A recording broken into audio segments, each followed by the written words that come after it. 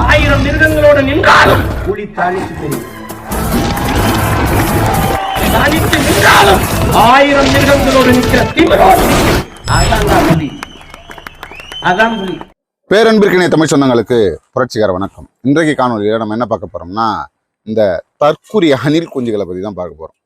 என்னடா அது, அதை வந்து நீ பெருசா விமர்சிக்க மாட்டா, அவங்களாம் அதெல்லாம் நம்ம கருத்துல கொள்ளணுமா அப்படின்னு போயே இப்ப ஏன் தேவையில்லாம நம்ம அதை எடுக்க போறோம் அப்படின்னா, அதாவது போனா போகுது, நம்ம அண்ணன்னு சொல்லிட்டோம், சரி அவங்க வந்தாங்கன்னா தமிழ்நாட்டுக்கு இன்னொரு தமிழ் தேசிய கட்சி கிடைக்கும் அப்படின்ற ஒரு எதிர்பார்ப்பு இருந்தாலும் நம்ம அப்போ ஆரம்பத்துல இருந்து அவங்களை விமர்சிக்காம விட்டோம். ஆனா அதையே அட்வான்டேஜா வச்சுக்கிட்டு இவங்க அடிக்கவே மாட்டாங்க அப்படிங்கிற மாதிரி இப்ப அணில் குஞ்சுகள் ஓவரா ஆட்டம் போடுங்க. ஒண்ணும் இல்ல, அண்ணன் செந்தமிழன் சீமான் அவர்கள் முத்துவேல் கருணாநிதி ஸ்டாலின் அவர்களை போய் சந்திச்சுட்டு வர்றார் முதல்வர். இது கூட சொல்லுவாங்க, ஐயோ பார் சீமான் போய் பார்த்துட்டு வந்ததுக்கு அப்புறம் நம்ம எப்பவுமே போட்டு புழக்கக்கூடிய முதல்வரை டம்மி முதல்வர்னு சொல்றீங்க, துண்டு சீட்டு முதல்வர்னு சொல்றீங்க, அவரை போய் முத்துவேல் கருணாநிதி ஸ்டாலின் சொல்றீங்களே அப்படின்னு. முத்துவேல் கருணாநிதி ஸ்டாலின் சொன்னது கூட கலாய்க்கிறதுக்காக தான், மற்றபடி நம்ம வந்து அவங்களை அப்படியே ஹைப் ஏற்றலாம் சொல்லலை. அவரை போய் உடல்நல குறைவு காரணமாக போய் பார்த்துட்டு வந்தார். சரிங்களா, பார்த்துட்டு வந்த உடனே ஐயோ போச்சு, எல்லாம் போச்சு, ஐயோ இவர்கள் வந்து திமுகவுக்கு எதிரானவர்கள்லாம் கத்திட்டு இருந்தாங்களே, இப்போ பாருங்க எந்த அளவுக்கு அப்படின்னு சொல்லி யார் புலம்புறாங்களோ இல்லையோ, இதுதான் சாக்குப்பா. ஏன்னா வேற எதுவும் பாயிண்ட் கிடைக்க போறது இல்லை. நாம் தமிழர் கட்சி பெரிய அளவுல எதுவுமே தவறான செயல்கள் செய்ய போறது இல்லை, அவர்களை இப்போ அடிச்சாதான் உண்டு அப்படின்னு சொல்லி அங்கங்க அணில் குஞ்சுகள் இறங்கி கடிக்க ஆரம்பிச்சிருச்சு. அவங்கள சும்மா லைட்டா தட்டி விடுவோம் அப்படிங்கிறதுக்காக அந்த காணொலி. வாங்க காணொலிக்குள்ள போய் பார்க்கலாம். சமூக வலைதளங்கள்ல போட்டு வெளுன்னு வெளுக்குறாங்க அண்ணனை போட்டு. நம் தமிழ் இனத்தின் துரோகி கலைஞர்னு சொல்லி இவனுங்க ப்ரொபகண்டா பண்ணாங்க. அங்க இனப்படுகொலை நடக்கும் பொழுது மக்கள் கொத்து கொத்தாக கொல்லப்படும் பொழுது வேடிக்கை பார்த்தாரு இவங்க நடிச்சாங்க, இவங்களுக்கு தான் காரணம் சொல்லி இவங்க வந்து கம்பு சுத்தி தான் இந்த 15 வருஷம் அரசியல் பண்ணிட்டு இருந்தாங்க. அதாவதுங்க சீமான் தம்பிகள் முழுக்க, சீமான் தம்பிகள் அதாவது சீமானை போட்டு பொலன்னு பொழக்கிறாங்க. வேற யாரும் கிடையாது, வெளிய ஆளுங்க பிறந்தா கூட பரவாயில்ல, சீமான் தம்பிகள் சீமானை போட்டு என்ன நீ இப்படி பண்ணிட்டியே, நீ உன்னை எப்படியெல்லாம் நினைச்சிருந்தோம், நீ வந்து நீயே இப்படி பண்ணலாமா அப்படின்னு போட்டு சீமானை பொலன்னு பொழக்கிறாங்க. ஏன் அப்படின்னு சொன்னீங்கன்னா, இப்ப சீமான் என்ன சொல்லிட்டு வந்தாரு, திமுக எங்களுக்கு துரோகி, காங்கிரஸ் எங்களுக்கு எதிரி, என் இனத்தை கொண்டு குவித்தது திமுக அப்படின்னு சொன்னாரு. ஆனா இன்னைக்கு என்ன பண்ணிட்டாரு, திடீர்னு போய் ஸ்டாலினை போய் பார்த்துட்டு வந்துட்டாரு. இது எவ்வளவு கேவலமாச்சே, நம்மளுக்கே இதை நினைச்சா கொஞ்சம் அசிங்கமா தான் இருக்கு, இதுக்கு போய் நம்ம எப்படி பதில்லாம் சொல்ல முடியும் அப்படின்னு அணில் குஞ்சுகள் வேணா தவிக்கலாம்.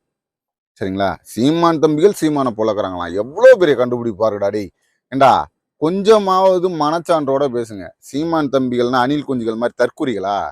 அண்ணன் செந்தமிழன் சீமான் அவர்களின் தந்தையார் இறந்தபோது முதல்வர் ஃபோன் பண்ணி, அதாவது நீங்க ஒன்றும் கவலைப்படாதீங்க, நாங்க இருக்கோம் உங்களுக்கு அப்படின்னு சொல்லி ஒரு ஆறுதல் சொல்றாரு.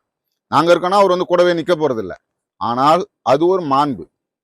அதே போல திடீர்னு முதலமைச்சர் வந்து உடல்நிலை சரியில்லாம ஆகுறாரு, அவரை போய் பார்க்க வேண்டியது தமிழர்களின் மரபு, மாண்பு. சரிங்களா, எதிரி களத்துல சண்டை போடும்போது எதிரி அதுக்காக எந்த நேரமும் கத்தி வச்சுன்னு சுத்திட்டே இருப்பாங்களா? நீங்கெல்லாம் அரசியலுக்கே சுத்தமா 1% கூட தகுதி இல்லாத நபர்கள்ன்றது அது மூலமா தெரியுது. அங்க போய் பார்த்துட்டு வெளியில வந்து செய்தியாளர்கிட்ட திமுகவை போட்டு பொழக்கிறாரு. அதற்கு அடுத்து நடந்த அத்தனை மேடைகளிலும் திமுகவை பொலன்னு பொழந்த ஒரே நபர் அண்ணன் செந்தமிழன் சீமான் தான். சரியா, அதாவது அறிவு இருக்கணும், கொஞ்சோண்டு, அதிகமா கூட வேணாம், கொஞ்சமாவது அறிவு இருக்கணும். அணில் குஞ்சுகளுக்கு அதெல்லாம் இருக்கிறதுக்கு வாய்ப்பு இருக்கா என்ன? எங்க கூட்டு வந்து நிக்க வச்சிருக்க பாத்தியா? ஏன்னா நடிகருக்கும் எங்களுக்கும் சண்டைனா உன்னை நம்பி வந்த நாங்க ரோட்ல நிக்கணுமா? எதுக்கு தேவையில்லாம வந்து இப்ப திமுக கூட போய் நீங்க சாஃப்ட் கார்னர் எடுக்கிறீங்க? அதுவும் பாருங்க, எங்க கூட்டு வந்து நிறுத்தி இருக்க பாத்தியா, உனக்கும் நடிகருக்கும் தான் சண்டை. உண்மையை ஒத்துக்கிட்டானுங்க.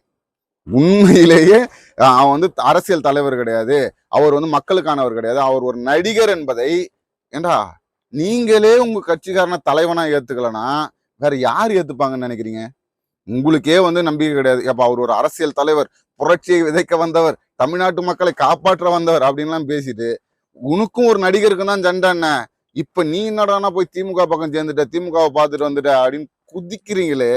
இந்த சாக்கில உங்க தலைவனை போட்டு, டேய் இந்த வடிவேல் சொல்லுவாரு, டேய் நான் செவனேன்னு தாண்டா போயிட்டு இருந்தேன், என்ன ஏன்டா அந்த சாக்கடையில தள்ளி அப்படிங்கிற மாதிரி விஜயை தூக்கி சாக்கடையில போட்டு மிதின்னு மிதிக்கிறாங்க. எப்படி உனக்கும் ஒரு நடிகருக்கு தான் சண்டை. இன்னும் இது வரைக்கும் வந்து விஜய் வந்து அரசியல் தலைவர் ஆகல, அந்த அணில் குஞ்சுகளுக்கு இன்னும் அரசியல் முதிர்ச்சி வரலங்கிறதான் இது காமிக்குது. இந்த வார்த்தையை கேட்டதுக்கு அப்புறம் தான் காலி நான் செம்ம காண்ட அண்ணன் ஒண்ணு இருக்கும்ல, அந்த இடம் என்னன்னு கேட்டீங்கன்னா, திமுக என்னோட கட்சி, அண்ணன் தம்பிக்கு சண்டை, பங்காளிக்கு சண்டை. எனக்கு பிஜேபியா திமுகன்னு கேட்டா நான் பிஜேபி தான் சொல்லுவேன். திமுக சொல்ல மாட்டேன்னு உடனே பசங்க மட்டும் மொத்த பேரும் ட்ரிகர் ஆயிட்டானுங்க.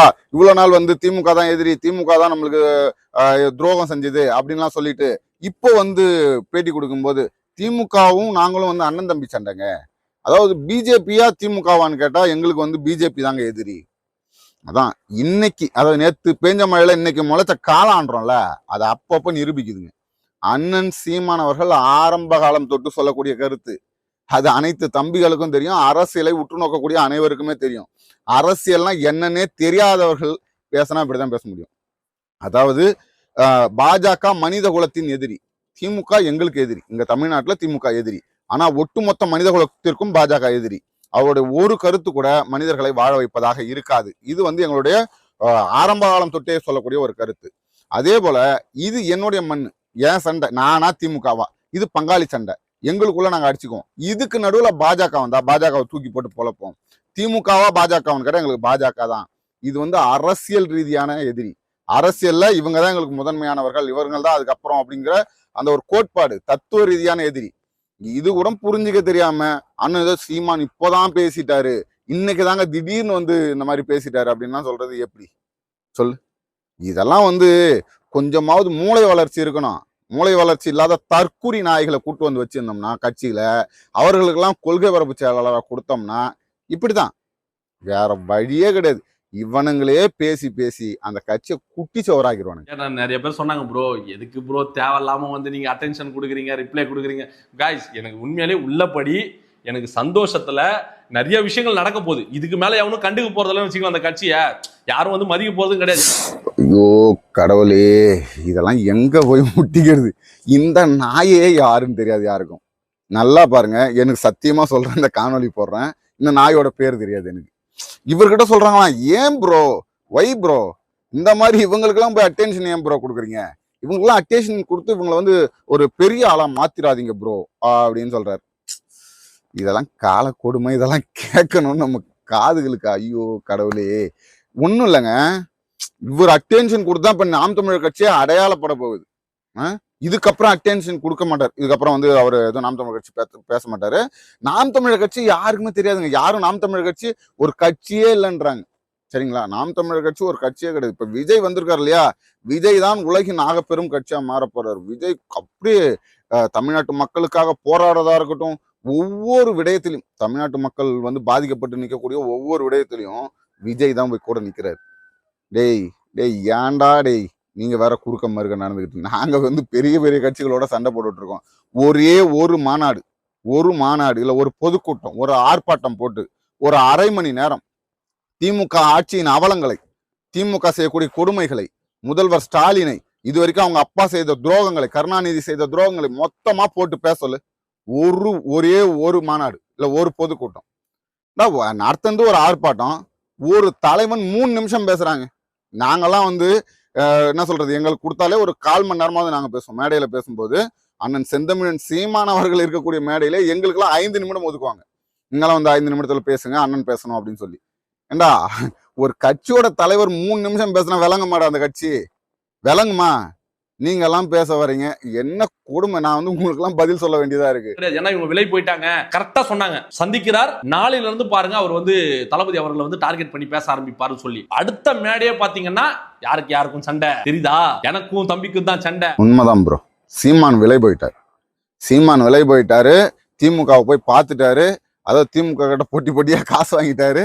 இதுக்கப்புறம் சீமான் வந்து விஜயை பத்தி மட்டும்தான் பேசுவார். ஏன்னா இதுக்கு முன்னாடி வந்து விஜய் பத்தி அண்ணன் சீமான் அவர்கள் ஒரு கருத்து கூட தெரிவிச்சது கிடையாது. இது வரைக்கும் என் தம்பி நல்லவர் வல்லவர் அப்படிதான் பேசியிருக்காரு. ஆனா இதன் பிறகாக நீங்க வேணா பாருங்க, இதன் பிறகாக தளபதியை பற்றி பேசுவார். இவ்வளவு நாள் இங்க கட்சி ஆரம்பிச்சதுல இருந்து கோமாவில் இருந்தியாடா, கோமாவில் இறந்த கட்சி ஆரம்பிச்சதுல இருந்து, கட்சி ஆரம்பித்து முதல் நாள் தன்னுடைய கொள்கைகளை அறிவிக்க போறோம் அப்படின்னு சொன்னதுல இருந்து, என்னைக்கு நீ பெரியார் தான் எங்களுக்கு அரசியல் வழிகாட்டின்னு சொன்னியோ, பெரியார் உங்கள் கொள்கை தலைவர்னு சொன்னியோ, அன்னைக்கு விழுந்தது உங்களுக்கு அடி. அன்னையில இருந்து தூக்கி போட்டு மிதிக்கிறார். முதல்வர் ஸ்டாலினை சந்திப்பதற்கு முன்பாகவே அண்ணன் சொல்றாரு, எனக்கும் விஜய்க்கும் 1000 கிலோமீட்டர் தூரம் இருக்கு, நாங்க 2 பேரும் சேர்ந்து பயணிப்பது என்பது வாய்ப்பில்லாத ஒண்ணு. ஏன்னா என்னைக்கு அவர் வந்து பெரியாரை தலைவர்னு கொண்டு வந்தாரோ, பெரியார தலைவர்னு கொண்டு வந்தீங்கல்ல, அவர் 1000 கேள்வி கேட்டார். எந்த விதத்துல பெரியார் தலைவர்? எதை வைத்து நீ பெரியார் தலைவராகிற? பெண்ணிய உரிமைக்காகவா? எதுக்கு? அதுவும் கடவுள் மறுப்பு இல்லைன்னு சொல்லிட்டீங்க. எதுல நீ பெரியாரை தலைவராகிற அப்படின்னு சொல்லி மானங்கட்ட கேள்வி கேட்டாரு. அதுக்கு ஏதாவது ஒரு பதில் சொல்ல முடியுமா? சொல்லியிருக்கீங்களா? என்னடாடி, எங்களுக்கு எப்பெல்லாம் நேரம் கிடைக்குதோ, எப்பெல்லாம் பொழுது போகலையோ அப்பெல்லாம் அண்ணன் சீமான் அவர்கள் விஜயை தூக்கி போட்டு மிதிச்சிட்டு இருக்காரு. விஜயெல்லாம் ஒரு ஆளே இல்லை, கொள்கை ரீதியா பேசவே முடியாது, எங்களுக்கு எதிராக விஜயால் நிற்க கூட முடியாது, அந்த தகுதியே கிடையாது. அப்படி பேசக்கூடிய ஒரு நபரை இப்போ வந்து திடீர்னு ஐயோ இப்போ இதுக்கப்புறம் பாருங்களேன் தளபதியை பத்தி பேசிடுவாரு, இதுக்கப்புறம் பாருங்களேன், அதாவது திமுக சொல்லியாடா உங்களை பத்தி எல்லாம் பேசணும்? அந்த அளவுக்கா இருக்கு நாம் தமிழர் கட்சி. நீங்களும் திமுகவும் எங்களுக்கு ஒண்ணுதான். உங்களுக்கும் திமுகவுக்கும் என்ன வேறுபாடுன்னு மட்டுமா சொல்லுங்களேன். என்ன வேறுபாடு? உங்களுக்கும் திமுகவுக்கும் இந்த வேறுபாடு இருக்குங்க. இந்த இடத்துல நாங்க வந்து சமரசம், அதாவது அவர்களை விட்டு நாங்க ஒதுங்கி நிக்கிறோங்க, அவங்களுக்கு எதிராக நிக்கிறோங்க. ஒரு விஷயம் சொல்லுங்க பாப்போம். தாவேகாவினர் என்ன போங்க. தாய் தந்தை வந்தா கூட எங்களுக்கு கொள்கை தான் முக்கியம். உங்களுக்கு என்ன ராஜா கொள்கை இருக்கு சொல்லுங்க? என்ன கொள்கை நீங்க இது வரைக்கும் கரெக்டா நின்ட்டீங்க? ஒரு தடவை ஒரு விஷயத்தையாச்சு சொன்னபடி நடந்திருக்கீங்களா? இல்ல சொன்ன விஷயத்த திரும்ப நீங்க அதே விஷயத்த பேசிருக்கீங்களா? இங்க ஒண்ணு சொல்றது, அங்க ஒண்ணு சொல்றது, அன்னைக்கு ஒண்ணு பேசுறது, இன்னைக்கு ஒண்ணு பேசுறது. கொள்கைன்னு ஏதாவது நாம் தமிழர் கட்சி இருக்காங்க? கொள்கை பிடிப்போட இது வரைக்கும் எதையாவது நாம் தமிழர் கட்சி செஞ்சிருக்கா?